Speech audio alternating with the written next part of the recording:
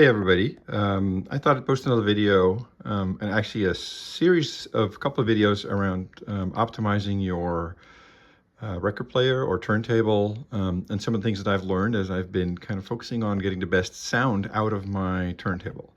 I know most of you have been following my channel on the Eversolar, which is awesome, and I have a bunch of videos around that, but I figured I'd focus on my other passion, which is vinyl records. And what I've been doing is I've been learning more and more about optimizing the sound out of my record player. So I'm going to start a series of videos, particularly from basics to, cartridge considerations, optimizing it, tuning it, and some other elements. And so I figured I'd cover that. So here's the first one. This is essentially an introduction on a record player. If you're, intermediate or advanced, this might not be as interesting, but maybe you'll learn something else as well. So this is my turntable.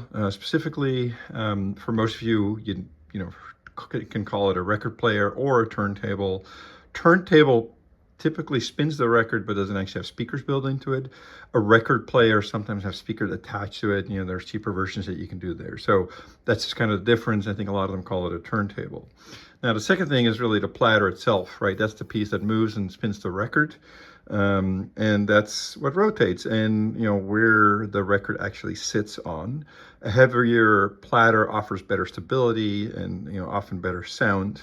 And as you can see in mine, I actually have different mats here as well, which I'll talk about a little bit later. But I have a felt mat that I used to use, and I add an acrylic mat on top that helps with managing vibration and also reduces static.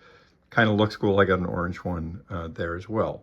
Now, this particular record player is a motor-driven record player. The motor is right underneath it. It's usually in the center there. You also have a belt drive. Sometimes you can even see the belt on the outside, and so the belt kind of connects to that. And so the higher end record players, typically tend to go with a belt drive just because it's quieter and it offers more vibration. So way better for listening. I have kind of a, I'd say you call it a beginner to intermediate turntable here. It all depends on your budget. And so, with a limited budget, this is kind of where I spend my time right now. But I feel like there are other ways to optimize this. As you know, and as you can probably see here, there are different speed settings. 33 is the large record.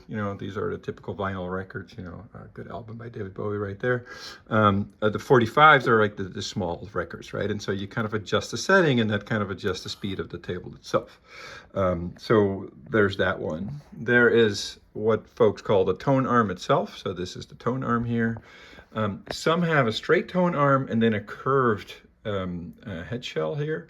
In my case, the arm is curved and the head shell is straight. So just so you know, there are different kinds, kind of depends on your tone arm. There's all kinds of things around tone arm, which, I'll go into at a later time as well, and doing that. This particular thing here is called the head shell. Mine has a common standard here, so you can actually unscrew it and take the whole head shell off. Tied to the head shell is the actual cartridge, and so you can see my cartridge there. The cartridge includes the wiring, and so this is called head shell wiring, which is usually when you buy a new cartridge, you add it, connect the wires, which in turn connects to the internal wiring of the device itself. And so that's really important.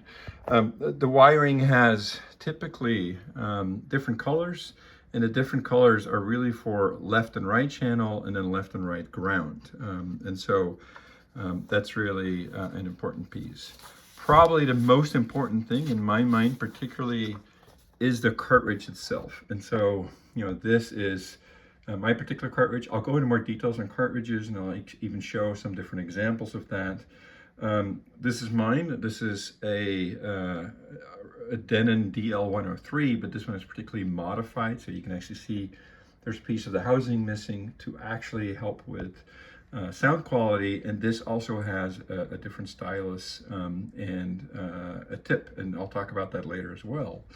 And the reason why this is important is this is the thing that ultimately picks up the sound from the record when you have it on there. And so, I think the biggest bang for your buck typically is get a better cartridge, and I'll talk about that as well. So just thought I'd cover basics of a turntable for those that aren't that familiar with it or just naming.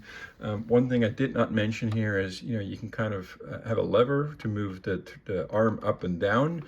Typically, you kind of move it over the record and then lower it, and then it goes on the record. In order to raise it, you flip the lever.